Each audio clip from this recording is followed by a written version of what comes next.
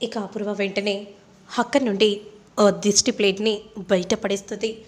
దీన్ని ఎలాగైనా సరే నా ఇంట్లో ఉండనివ్వకూడదు. ఏదో ఒకటి చేసి దాన్ని పంపించేయాలి. అది ఉండడానికి వీల్లేదు. ఏం చేస్తే ఈ ఇంటి నుండి వెళ్ళిపోతుందో అర్థం కావట్లేదు. ఇక 2 రోజులు కూడా అక్కడ సీసీ కెమెరా ఉందని నన్ను చాలా ఇబ్బంది పెట్టింది. కానీ ఇప్పుడు అలా జరగదు. దాన్ని ఈ ఇంట్లో నుండి బావే మెడ పట్టుకొని గెంటేసేలా చెయ్యాలి. కానీ ఏం చేయాలి? ఏం చేస్తే బావ మెడ పట్టుకొని బయటికి గెంటేస్తాడు? ఎన్నిసార్లు ఎన్ని రకాల ప్లాన్స్ చేసినా కూడా ఆ భూమి మాత్రం ఈ ఇంట్లోనే తిష్ట వేసుకొని ఉంటుంది.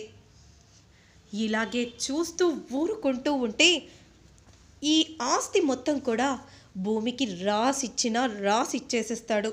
కాబట్టి ఏదో ఒకటి చెయ్యాలి, చేస్తాను అని మనసులో గట్టిగా అనుకుంటూ ఉంటుంది.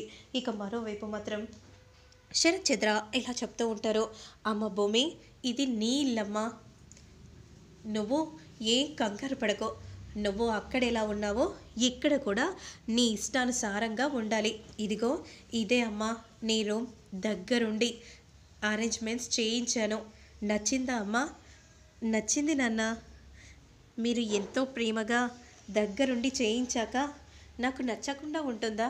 చెప్పండి నాన్న అని భూమి అనగానే అలానే శరత్ చంద్ర ఎంతో సంతోషంగా చూస్తూ ఉంటారు. అందుకే అమ్మా నాకు నువ్వంటే ఇష్టం. అయినా నీతో ఉన్నా, నీ పక్కనే ఉన్నా కూడా నా మనసు ఎంతో హాయిగా ఉంటుంది. ఎందుకలా అనిపిస్తుందో నాకు తెలీదు, కానీ నేను చూస్తుంటే మాత్రం నువ్వు నా కూతురులాగే అనిపిస్తావు. కూతురులాగే కాదమ్మా, కూతురువే అనుకో. నువ్వు ఇకపైన నా పెద్ద కూతురువి. సరేనా అమ్మా? నీ ఇష్టానుసారంగా నువ్వు ఇంట్లో ఉండు. నిన్ను ఎవ్వరూ ఇబ్బంది పెట్టరు. ఈ నాన్న నీకు మాట ఇస్తున్నాడమ్మా అని శరత్ చంద్ర చెప్పగానే ఇక భూమి ఎంతో సంతోషంగా చూస్తూ ఉంటుంది. ఇక మరోవైపు మాత్రం గగన్ అలా నడుచుకుంటూ రాగానే అంతలో శారద పూరి, ఏంట్రా ఒక్కడివే నడుచుకుంటూ వస్తున్నావేంటి? భూమి ఎక్కడరా? భూమి ఎక్కడ? అమ్మా భూమి లేదమ్మా. ఏంట్రా ఏమంటున్నావు? భూమి లేకపోవడం ఏంటి? భూమిని డిశ్చార్జ్ చేసి ఇక్కడికే కదా తీసుకొని వస్తానని అన్నావు. చాలా వర్క్స్ ఉన్నాయి, అవన్నీ వదిలిపెట్టుకొని భూమి కోసం వెళ్తున్నాను, చాలా బిజీగా ఉన్నాను అని నువ్వే కదరా అన్నావు. మరి భూమిని ఎందుకు నీతో పాటు తీసుకొని రాలేదు? డిశ్చార్జ్ చేసి ఆ శరత్ చంద్ర భూమిని తీసుకెళ్ళిపోయాడమ్మా అని విధంగా చెప్పగానే ఇక శారద పూరి ఇద్దరు కూడా షాక్ అయిపోతారు. ఏంట్రా ఏంట్రా నువ్వేమంటున్నావు? డిశ్చార్జ్ చేసి భూమిని వాళ్ళు తీసుకెళ్ళడం ఏంటి? అయినా భూమి అలా వెళ్ళే ముందు మనం గుర్తు రాలేదా? ఎన్నాళ్ళు ఇక్కడే కదరా ఉంది. మరి ఇక్కడ ఉన్నప్పుడు డిశ్చార్జ్ అయ్యాక ఇక్కడికి రావాలి కదా, అక్కడికి ఎలా వెళ్తుంది? అదే నాకు కూడా అర్థం కావట్లేదమ్మా.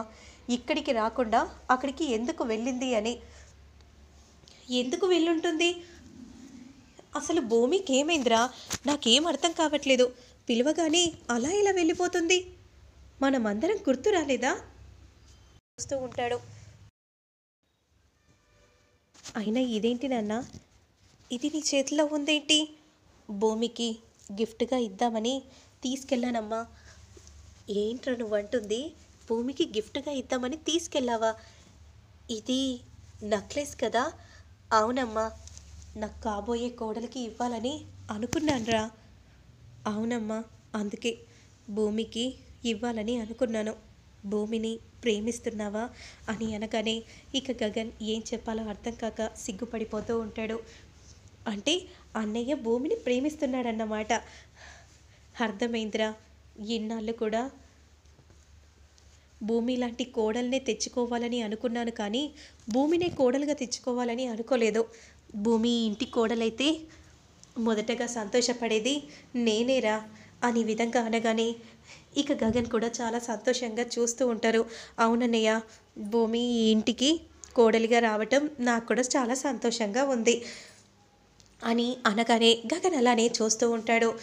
ఇక మరోవైపు మాత్రం శరత్ చంద్ర ఇలా చెప్తూ ఉంటారు. ఇక భూమిని డిస్టర్బ్ చేయకండి, అమ్మ భూమి రెస్ట్ తీసుకో అమ్మ అని ఏంటో ఇక వెంటనే అక్కడి నుండి వెళ్ళిపోతూ ఉంటే అంతలో కృష్ణప్రసాద్ మాత్రం భూమి దగ్గరకు వచ్చి ఇలా అంటూ ఉంటారు. అమ్మ భూమి, నువ్వే ఆయన సొంత కూతురని తెలియకుండానే ప్రేమను అంత పంచేస్తున్నారు. నువ్వే తన కన్న కూతురు అని తెలిస్తే ఎంత ప్రేమను పంచుతారో నాకు అర్థం కావట్లేదు. నీ బాధలన్నీ కూడా తీర్చేస్తారన్న నమ్మకం నాకుందమ్మా అని కృష్ణప్రసాద్ అంటూ ఉంటే భూమి అలానే చూస్తూ ఉంటుంది. నువ్వు మీ బావని అడిగితే నీకు ఇవ్వడా అమ్మా? ఇస్తాడమ్మా, ఇచ్చేస్తాడు, ఖచ్చితంగా ఇచ్చేస్తాడమ్మా అనే విధంగా అంటూ ఉంటే అలానే భూమి చూస్తూ ఉంటుంది. నిజమా మావయ్య? ఇచ్చేస్తారమ్మా, నాకు ఆ నమ్మకం ఉంది. నీకు ఖచ్చితంగా మీ బావను నీ చేతిలో పెడతారు. ఇక మరోవైపు మాత్రం మరి భూమిని అంత ప్రేమిస్తున్నప్పుడు ఇలా చెప్పకుండా నీ మనసులోనే ఉంచుకోవటం కరెక్ట్ కాదు కదా అన్నయ్య. నీ మనసులో ఉన్న ప్రేమని వెంటనే వెళ్ళి భూమికి చెప్పన్నయ్య. ఆలస్యం చెయ్యకూడదన్నయ్య. ప్రేమ విషయం వెళ్ళన్నయ్య, నీ ప్రేమ విషయం చెప్పి భూమిని ఇక్కడికి తీసుకొనిరా అని పూరి అనగానే వెంటనే అవునరా వెళ్ళరా, నీ ప్రేమ విషయం ఎప్పుడూ ఆలస్యం చేయకూడదు, వెంటనే వెళ్ళరా అనే విధంగా అనగానే వెంటనే భూమి కోసం గగన్ బయలుదేరతాడు. ఇక మరోవైపు మాత్రం భూమి గగన్ గురించి ఆలోచిస్తూ ఉంటుంది. తన తిక్క గారిని చూడాలని ఉంది, కానీ నేను ఇక్కడ నుండి బయటికి వెళ్ళలేను. ఇలాంటి పరిస్థితి ఏర్పడుతుందని నేను అనుకోలేదు. ఇప్పుడు నేను ఏం చేయాలి, ఆయన్ని నేను ఎలా చూడాలి అని మనసులో భూమి అనుకుంటూ ఉంటుంది. అదే సమయానికి భూమి భూమి అనే విధంగా గగన్ పిలుస్తూ ఉంటే అంతలో ఏంటి అన్నయ్య ఇలా వచ్చాడు అనే విధంగా అంటూ వెంటనే చెర్రి కూడా బయటికి వస్తాడు. ఏమైందన్నయ్య ఇలా వచ్చావేంటి? ఇక్కడికి వస్తే గొడవ అవుతుంది కదా. నేను భూమిని తీసుకెళ్ళడానికి వచ్చాను, ఎందుకంటే భూమి ఉండాల్సింది ఇక్కడ కాదు మా ఇంట్లో అనే విధంగా అనగానే ఇక నక్షత్ర క్రిందికి వస్తుంది. ఏంటి భూమి మీద శ్రద్ధ బాగా పెడుతున్నాడు బావా అని నక్షత్ర అనుకుంటూ చూస్తూ ఉండిపోతుంది. అంతలో భూమి నెమ్మదిగా బయటికి రాగానే పద భూమి మన ఇంటికి వెళ్దాం పద అనే విధంగా అనగానే ఏంటి మన ఇల్లు అంటున్నావు? భూమికి అది ఇల్లు కాదు, ఇది తన ఇల్లు అని శరత్చంద్ర అంటూ ఉంటే భూమి నాది, నా ఇంటి మనిషి అనే విధంగా అనగానే అంతలో నక్షత్ర మాత్రం ఏంటి ఏం మాట్లాడుతున్నావు బావా? నీ మనిషా అంటే నీ భార్య నువ్వు కట్టుకున్న పెళ్ళామా అని నక్షత్ర కోపంగా అనగానే అందరూ షాకింగ్గా చూస్తూ ఉంటారు. పెళ్ళామైతే నేనే అవ్వాలి, తను కాదు. నీ ఇంటి మనిషిని నేనవుతాను. దారిన పోయే దానయ్యని తీసుకొని వచ్చి నా మనిషి అంటే అది కరెక్ట్ కాదు కదా బావా అని నక్షత్ర అనగానే వెంటనే గగన్ నక్షత్ర చెంప పగల కొట్టగానే శరత్చంద్ర అపూర్వ షాకింగ్గా అలానే చూస్తూ ఉండిపోతారు. మరి ఆ తర్వాత ఏం జరుగుతుంది అనేది నేను మళ్ళీ నెక్స్ట్ వీడియోలో అప్లోడ్ చేస్తాను. లేట్ చేయకుండా చూసేయండి.